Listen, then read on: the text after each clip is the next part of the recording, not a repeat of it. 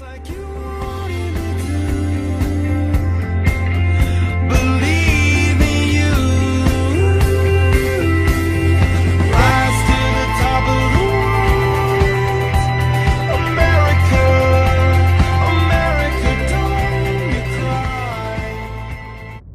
the world is changing with accelerating speed. To lead in shaping a new world order for the 21st century.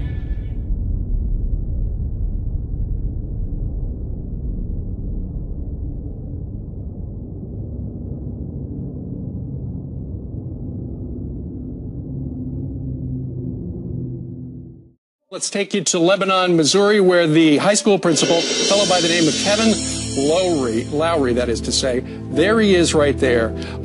You know, the PC police make it impossible to use the name God in a public setting, and yet he did just that. And just in case you're interested, during my moment of silence, I gave thanks to God for these great students. I love the fact that he said in a secular society it would be inappropriate to mention God, and then he did, and he reflected on how God is a part of the fabric of Americana.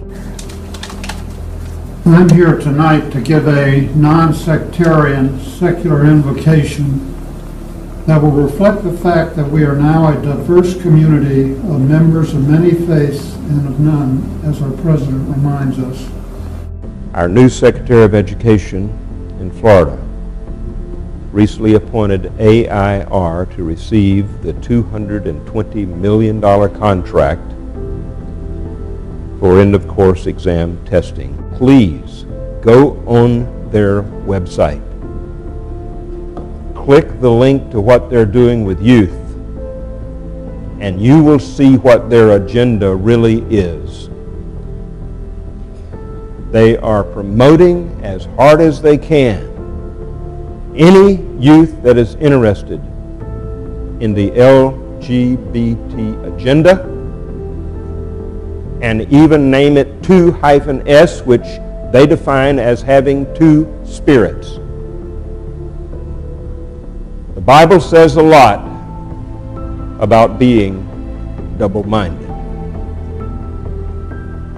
These people that will now receive $220 million from the state of Florida, unless this is stopped, will promote double-mindedness in state education and attract every one of your children to become as homosexual as they possibly can.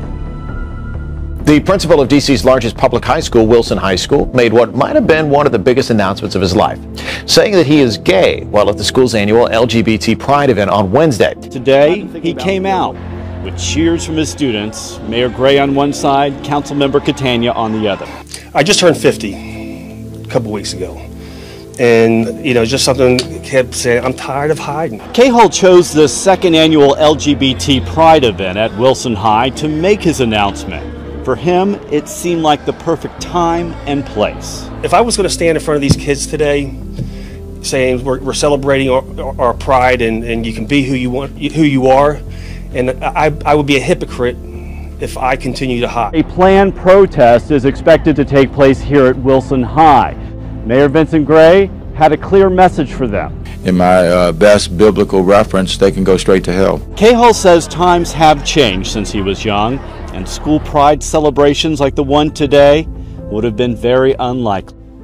I'm disappointed, and I hate to go out this way. Leon McCoy has been speaking at Winfield High School's graduation as far back as he can remember, but he won't be this year because the Board of Education says the school has gotten complaints that McCoy's speeches contain too many religious references and violate the Supreme Court's ruling banning prayer in public schools. He gives to these kids, and year in and year out, and to see him not be able to speak, you know, on their behalf this year has just shocked me. After hearing the news, some graduating seniors say they felt cheated. He spoke at all three of my siblings' graduation, and so I've always wanted him to speak at mine. Hunter Sheldon and his friends started a petition to try and get the coach back on the agenda for graduation.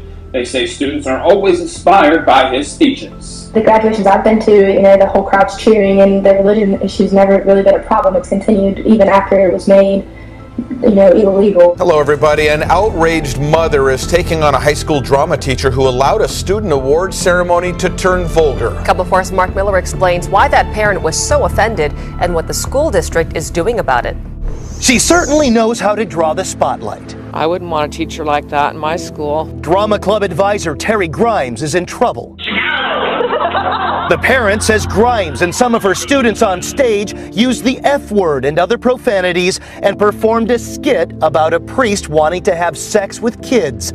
Then there were the awards for horniest stud and horniest girl, with the winner presented with what appeared to be a box of sex toys. The goal of Common Core is to put students on a level playing field and help prepare them for a global economy. The federally controlled program Common Core seeks to put all students, preschool through high school and beyond, under a standardized regime. The goal being to increase math and English skills for the almost 100 million students nationwide. Parents from coast to coast, however, have been shocked and have filed complaints at ridiculously complex methods being taught to solve basic mathematical problems or the use of dumbed-down texts to teach reading.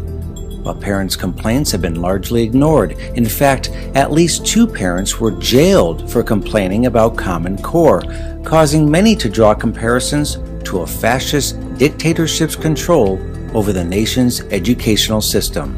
Okay.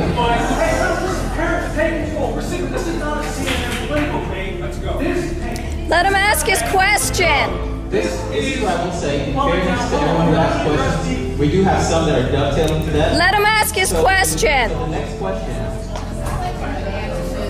So this is a dovetail. Don't stand for this. You're sitting here like cattle. You have questions. You confront them. They don't want to do it in public. Okay, the next Excuse me, buddy. Hey, this is America. This is not a CNN political debate. You're managing the government. Hey, that's right. Parents, you need to question these people. Do the research. It's online. Top 10. Okay, so the next question. The next question is the Common Core state standards for implementation by Maryland and attempt to filter students They're so telling that their they're to go to schools. And now they're concerned. But surely, this is not a fascist takeover of our educational system, is it?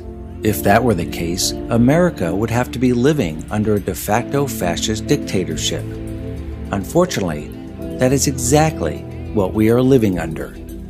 Obama has altogether dispensed with the rule of law, proclaiming often that if Congress won't act, I will. The most detailed analysis to date of Common Core, a Pioneer Institute report. Common Core, per the report, seeks to, quote, produce workers for the global economy. And now Michelle Obama has openly called for children to spy on their parents as well. This is exactly what the Hitler Youth were engaged in under the Nazi regime. Still thinking we're not living under a de facto fascist dictatorship? Think again. We're gonna change it and rearrange it. We're gonna change the world.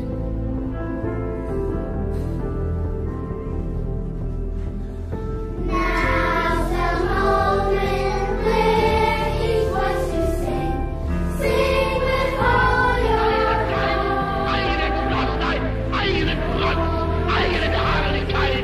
Well, when you think about great leaders in the world, world history, whose words still influence today, there are many names that come to mind. You got your Abe Lincoln, you got your JFK, you got your MLK Jr. Yeah.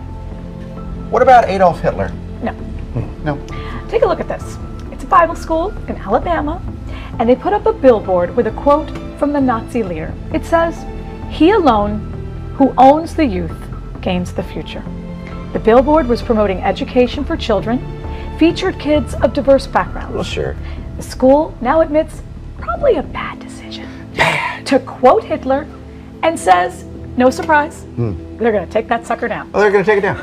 How many people did it have to go through? That's the thing. It's so heartbreaking that it's laughable. Yeah. I mean, that's the thing about it. An officer responsible for the safety of students at Oakland High School instead caught punching a student who has cerebral palsy and uses a wheelchair. The fact that it happened to a student who has cerebral palsy only compounds the damage and how awful this incident is. The incident unfolded on a school video camera early last week.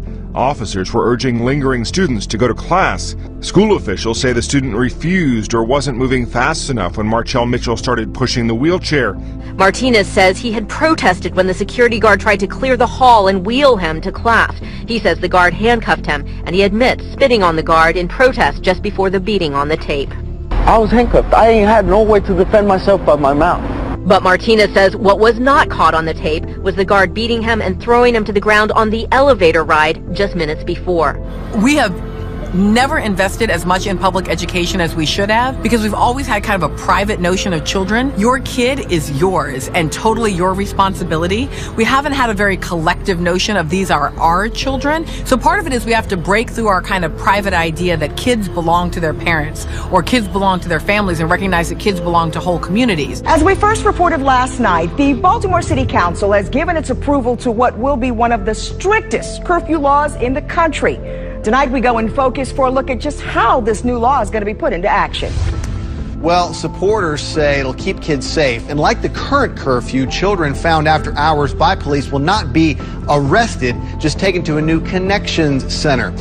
The vote was 13-2 in favor of the new curfew law. Carl Stokes was one of those 2 no votes. I think this is definitely a bill that identifies kids in certain neighborhoods. He doesn't buy the argument from supporters that the curfew is aimed at helping children, saying he believes after-hours interactions with police will be something like this. I'm not going to stop and tell your mom. I'm not going to stop and tell your dad. I'm going to take you right over to this juvenile detention center, juvenile curfew center, whatever you want to call it. They want to call it a youth connection center. Eventually, the mayor would like to have one youth connection center in each of the 9 police districts to keep children who are brought in closer to home. The center will be staffed by city employees who can assess young people and determine how to connect them with whatever support they might need to keep them from having to be brought back. We begin with breaking news in Orange County. Dana Hills High School is on lockdown this afternoon. A carrying case for a shotgun or rifle was found on the campus. Just within the last couple of minutes or so, the all clear was given here at Dana Hills High School. You can see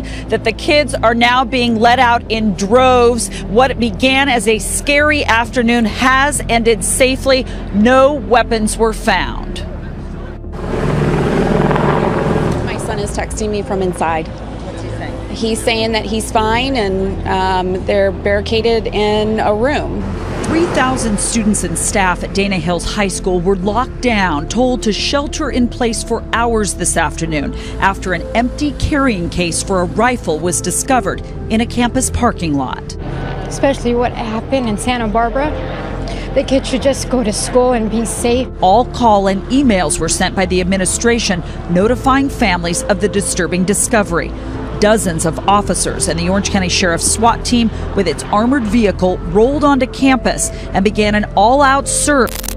Classrooms, lockers, cars, and the school grounds for a weapon. Authorities say there were no threats received. You'll see the SWAT team is out here. The critical incident response team is also here, not because any weapon was seen or a threat was made, but simply because we need the additional manpower to search a campus of this size. But it is scary to them to see guard dogs and SWAT team members going up and down their school, and just in light of recent incidences, not knowing what could happen is very scary to them. A couple of photographs. These are cell phone photos that were taken by one student who was sheltering in place for about 3 hours this afternoon. In the case of some kids, they say that their teachers turned off all the lights and they hid under the desks. But again, all kids are safe. No weapons found on campus. There were no threats made to this campus, Dana Hills High School. Only the discovery of this carrying case for the rifle. It is unclear who that carrying case belongs to and who may have left it there.